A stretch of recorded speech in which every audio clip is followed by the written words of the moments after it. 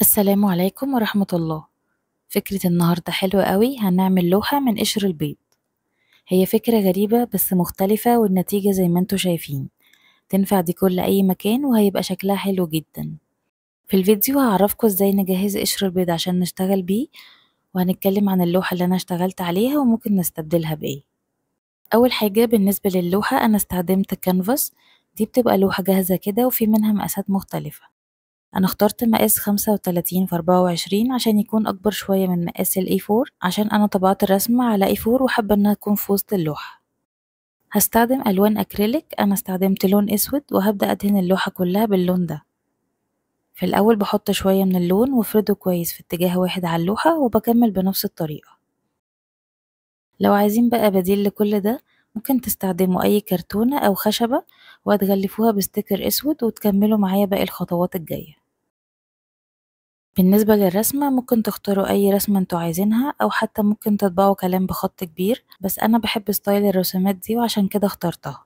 لو عايزين زيها ممكن تعملوا بحث بكلمة سلوت وهتلاقوا أشكال كتير، بس حاولوا تختاروا رسمة ما يكونش فيها تفاصيل كتير عشان تكون سهلة علينا بعد كده. وكمان التفاصيل دي ممكن تختفي لما نيجي نشتغل بقشر البيض، فالأحسن إن هي تكون خطوط محددة كده ومش كتير. دلوقتي بقى هنتكلم عن بطل فيديو النهاردة وهو قشر البيض. عشان اجهزه اهم حاجة لازم اغسله كويس جدا بالمية والصابون، وهشيل القشرة اللي بتكون تحت القشرة البيضة دي، هي بتكون قشرة طرية كده وهتتشال بسهولة قوي وقت ما نيجي نغسله. ولما بتتشال بتخلي القشرة سهلة الكسر بعد كده. لما بجمع كمية من القشر بحطها في مية وصابون وشوية خل، وبعدين اسيبهم شوية واطلعهم اسيبهم ينشفوا، وكده هيكون خلاص جاهز للاستخدام. كده خلاص كل حاجة جاهزة. هثبت بس الرسمة على اللوحة بقطعة من الدبل فيس صغيرة كده في وسط الرسمة، أو ممكن حتى أحددها بقلم رصاص وبعدين أبدأ أشتغل. هستخدم دلوقتي غيرة أو أي مادة لاصقة تكون طرية عشان لما تنشف ما تعملش طبقة تحت القشر ويكون شكلها مش حلو. أنا بحب أحدد الرسمة الأول. هبتدي أحط غيرة كده على الجزء اللي هشتغل عليه، وبعدين هحط القشرة بحيث إن يكون وشها لبره، وهضغط عليها هتتكسر بكل سهولة وهتديني الشكل ده. وطبعا يكون معايا فرشة أو خلة أو عود شيش طاووق، لأني هحتاج كل شوية إن أنا أحرك القشر وأظبطه بشكل كويس جنب بعض.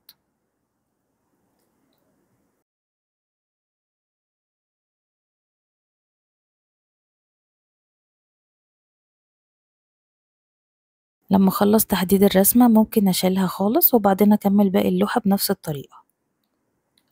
يفضل كل شوية إن أنا أغسل إيدي من الغيرة لأن القشر هيلزق فيها ومش هكون عارفة أشتغل.